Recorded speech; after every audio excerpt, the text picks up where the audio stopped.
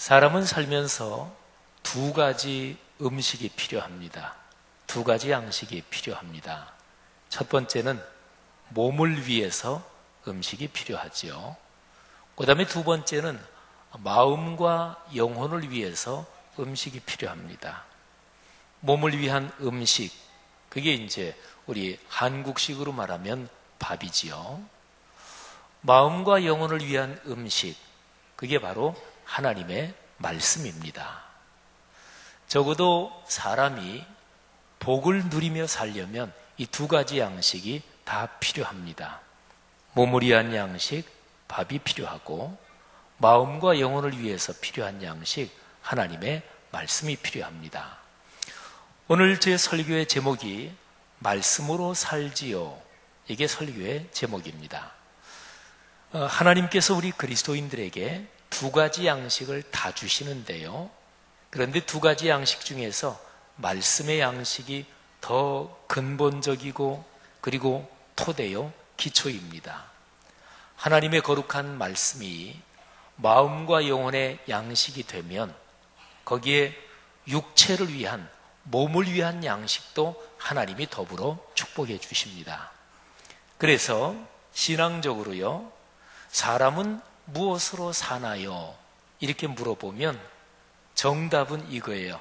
말씀으로 살지요. 이게 사실은 가장 정확한 정답입니다. 오늘 온 가족 예배 참여한 우리 유치원 아이들, 또 초등학생, 중고등학생까지, 우리 고등학생 나이 정도까지만 제가 한번 물어보면 여러분이 답을 했으면 좋겠는데요. 제가 물어볼 테니까 이렇게 물어볼 거예요. 사람은 무엇으로 살지요? 그러면 답이 뭐라 그랬지요? 말씀으로 살지요. 우리 어린아이들 얼마나 대답을 잘하나 목사님이 한번 볼 거예요. 자, 목사님이 질문합니다. 사람은 무엇으로 살지요?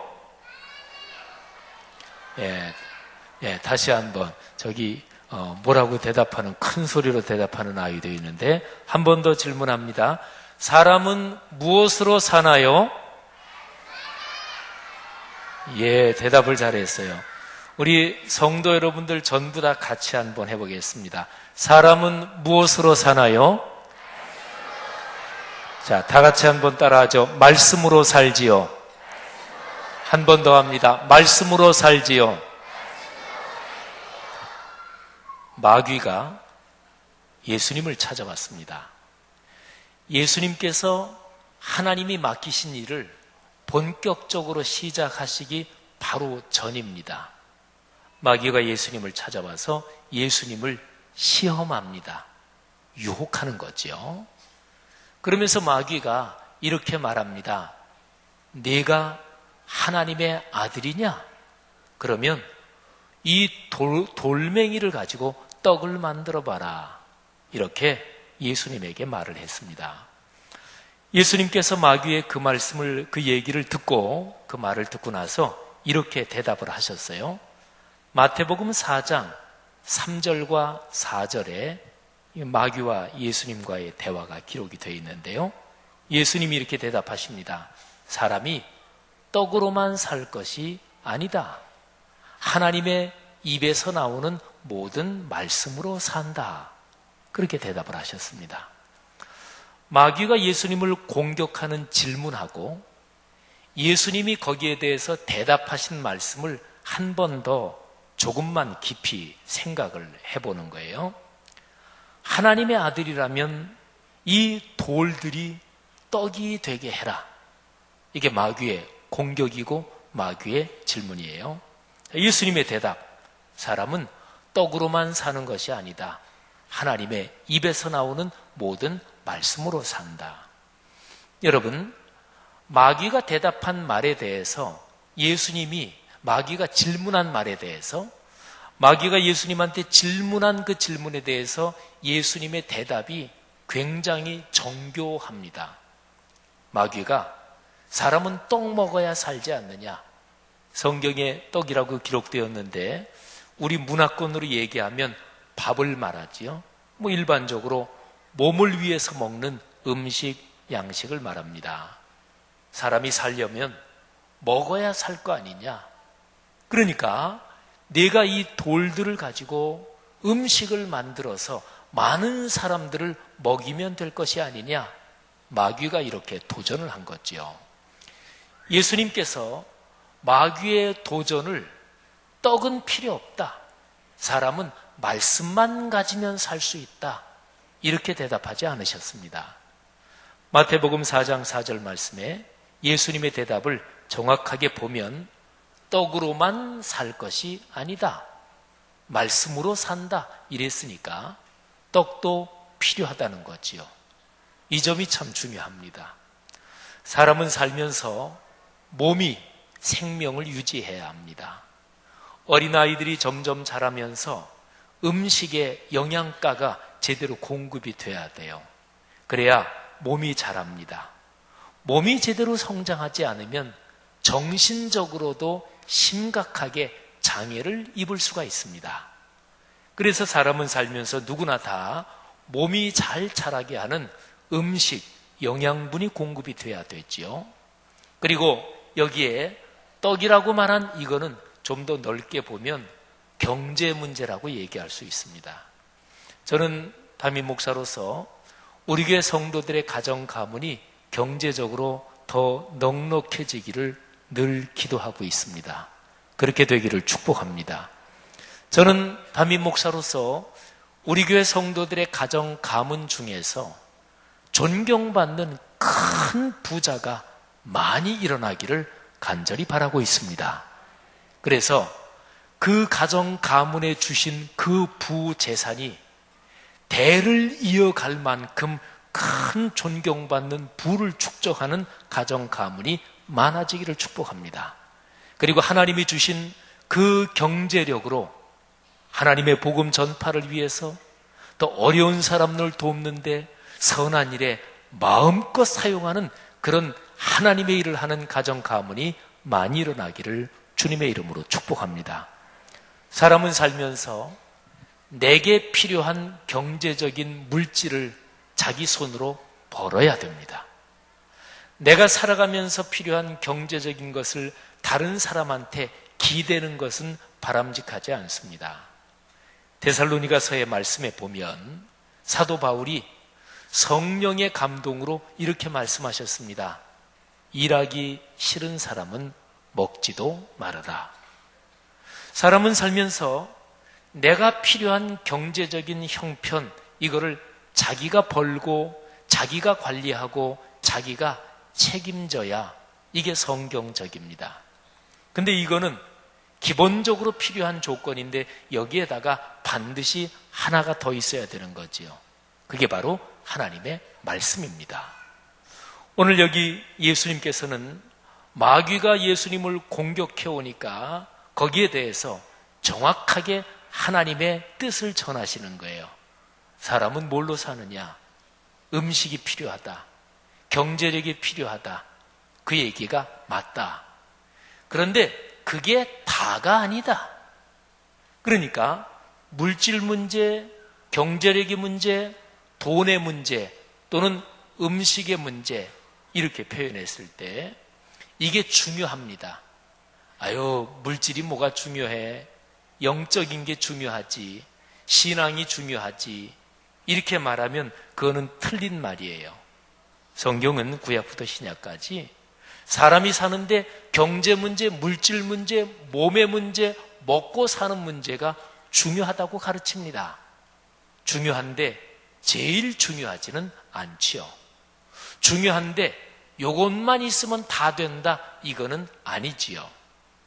예수님께서 먹고 사는 문제가 굉장히 중요하다는 것을 당신의 행동으로 보여주신 적이 많아요. 그 중에 하나가 이런 것입니다. 예수님께서 떡 5개 물고기 2마리, 오병이었죠. 떡 5개 물고기 2마리로 5,000명이 먹을 수 있도록 기적을 베풀어 주셨어요. 저는 그 말씀을 가만히 묵상하다가 어떤 소년이 가지고 있는 떡 5개 물고기 2마리는 거기에 모여있는 5,000명한테는 돌멩이와도 같다, 돌덩어리와도 같다, 그 생각을 했어요. 우리가 보통 하는 말로 그림의 떡 이런 말을 하죠. 떡이 실제로 있는데 먹을 것이 진짜로 있는데 내가 먹지는 못해. 그러면 그림 속에 있는 떡이나 마찬가지지요. 5,000명이나 되는 사람들이 모여서 주님의 말씀을 듣다가 해가 저물 때가 되고 그리고 밥 먹을 때가 지났습니다. 그 사람들이 배가 고플 거 아니겠어요? 근데 먹을 거라고는 어떤 소년이 가지고 있었던 떡 5개, 물고기 2마리밖에 없었습니다. 그러면 물고기 2마리, 떡 5개 이거는 5,000명이나 되는 사람 대부분에게는 돌멩이와도 같아요. 어차피 먹지 못하니까. 그림의 떡인 거지요. 그런데 예수님께서 오병이어로 5,000명이 먹을 수 있도록 기적을, 표적을 베풀어 주셨어요. 그러니까 오늘 여기 마태복음 4장에서 마귀가 예수님을 공격하면서 유혹하면서 시험하는데, 그런데 예수님은 사실은 마귀가 한 그 얘기를 실천도 하신 거죠. 마귀의 구도대로는 아니에요. 근데 예수님이 대답하신 대로 사람 사는데 먹고 사는 게 중요하다. 사람 사는데 경제가 중요하다. 그러니까 5,000명이나 되는 사람을 배고플 때 먹이신 거지요. 사랑하는 성도 여러분들이요, 여러분들의 가정 가문이 인생길을 걸어가며 경제 문제가, 먹고 사는 문제가 중요하다는 것을 잘 알고 여러분의 가정 가문의 경제력이 풍요로워지기를 주님의 이름으로 축복합니다. 아들, 딸, 손녀, 손자들에게 물질이 중요하다는 것을 가르쳐야 합니다. 물질을 허투루 쓰지 말아야 한다는 것을 가르쳐야 합니다. 그 아이들이 자라가면서 경제력을 잘 가꾸어 갈 수 있도록, 그리고 경제력이 넉넉해져야 한다, 이런 생각을 가지게 하는 게 중요합니다. 유대인들이 자기의 자녀들을 교육하는데 경제 문제는 가장 필수적인 중요 항목 중에 하나에 들어갑니다. 성도 여러분들이요, 예수 그리스도 재림하실 때까지 그리스도인과 사람들이 살면서 경제 문제는 반드시 필요합니다. 이 경제력에서 복을 받는 가정 가문이 되시기를 축복합니다. 그런데 조금 전에 말씀드린 것처럼 경제만 있으면 다 되는 거지 뭐. 돈만 있으면 다 되지. 그거면 끝이지. 이렇게 되면 잘못입니다. 경제력은 사람이 살아가면서 필요한 조건이 있지만 삶을 풍요롭게 만드는 조건까지는 아니에요. 우리 산수, 수학에서 쓰는 용어를 좀 빌릴까요? 필요 조건이 있고 충분 조건이 있습니다. 사람이 생존하려면 꼭 필요한 게 먹어야 돼요. 음악하는 거는 생존에 필요하진 않아요. 그런데 음악을 하면 삶이 충분해지고 넉넉해지고 풍요로워져요. 삶이 행복해지는 거죠. 그래서 음악, 미술, 예술이 필요합니다. 삶에는 필요 조건이 있으면 생존이 가능해요. 그런데 거기에다가 충분 조건까지 같이 있으면 삶이 풍요로워져요. 하나님께서는 우리에게 우리가 생명을 얻을 뿐만 아니라 생명이 더 풍요로워지는 것을 원하십니다. 요한복음 10장 10절에서 예수님께서 이렇게 말씀하셨어요. 내가 세상에 온 것은 사람들이 생명을 얻게 하고 그 다음에 거기에다가 생명이 풍요롭게 되도록, 삶을 풍성하게 누리도록 내가 세상에 왔다. 그러니까 하나님은 우리에게 2가지 복을 주시는 거예요. 첫째, 생명을 주십니다. 두 번째는 그 생명이 단순하게 생존만 하는 것이 아니라 기쁘고 풍요롭고 아름답게 생명을 누리게 하십니다. 이 생명을 누리는 것, 이것을 위해서 필요한 것이 바로 하나님의 말씀인 거죠. 성경은 말씀합니다. 사람이 인생 여정을 걸어갈 때 종종 어디로 가야 되지 모를 때가 있잖아요. 가정을 꾸리고 또 한 가정의 가장으로서 또는 한 가정의 어른으로서 그 가정 가문을 끌고 가는데 어떨 때는 길이 막막할 때가 있잖아요. 어떻게 살지? 어디로 가야 되는 거지? 이 문제 어떻게 풀어야 되지? 그럴 때 하나님의 말씀이 해결이요 열쇠가 될 수 있어요. 시편 119편 105절은 바로 그렇게 우리의 삶에 길을 보여주고 삶의 해결책을 제시해 주는 게 하나님의 말씀인데, 그거를 다음과 같은 식으로 표현했습니다. 우리가 잘 아는 말씀, 많이 그리스도인들이 들었던 말씀이에요. 주의 말씀은 내 발의 등이요 내 길의 빛이니이다. 캄캄할 때, 갈 길을 알지 못할 때, 그때 하나님의 말씀이 우리의 인생 여정에서 빛이 되고 그리고 등불이 된다는 거예요. 밤에 깜깜할 때 등불 비추면 보이고 그리고 안전하게 길을 걸어갈 수 있잖아요. 사랑하는 성도 여러분, 여러분의 가정과 가문에 무엇보다 말씀이 풍요로워지기를 간절히 권면합니다. 말씀이 풍요로워지는 것, 이 토대 위에서 하나님은 오늘 여기 마태복음 4장 말씀에 떡이라고 대표적인 단어로 표현된 거, 이거는 경제 문제, 아이들이 공부를 잘하고 또는 상급학교 진학하고 또 취직하고 결혼하고 하여튼 삶에서 필요한 모든 거를 다 담고 있는 게 오늘 여기 마태복음에 나오는 떡이라는 표현이에요.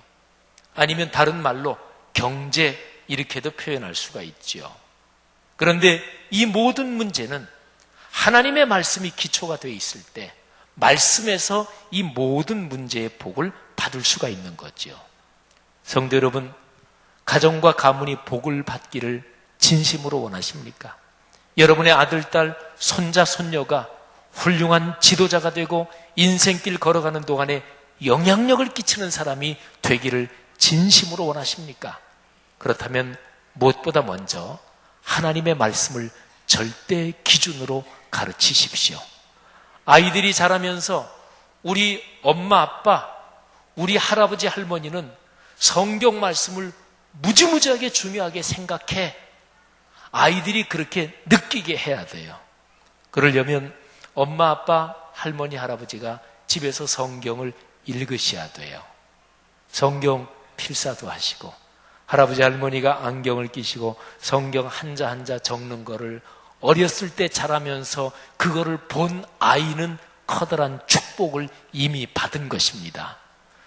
그 아이가 나중에 점점 더 자라서 할아버지, 할머니가 천국 가셨을 때 그 아이의 머릿속에 우리 할아버지, 우리 할머니 그러면은 안경을 쓰시고 성경 한자 한자 또박또박 적으시던 모습이 떠오른다면 그 아이에게는 할머니, 할아버지가 가장 커다란 유산을 물려준 거지요.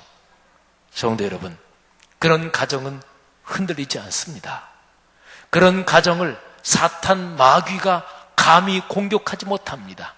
말씀은 성과도 같고 말씀은 강력한 하나님의 검과도 같고, 그래서 악한 세력이 내 인생을, 내 가정과 가문을 흔드는 악한 세력들이 침범하지 못하도록 지켜주는 방패와 같기 때문에 그렇습니다.